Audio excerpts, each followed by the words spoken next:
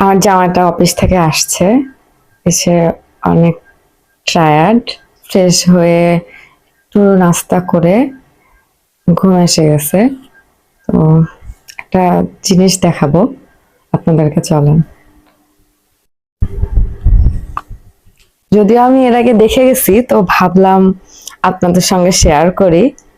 এর আগে আমি কখনো দেখি নাই, তো এই ফার্স্ট দেখলাম, এই জন্য ভাবলাম আপনাদের সঙ্গে শেয়ার করি। এই দেখেন, আমার ফোনটা নিয়ে আমার পিক দেখছিল। আমিও ভাবি নাই যে সে আমার পিক এভাবে দেখতে দেখতে ঘুমাবে।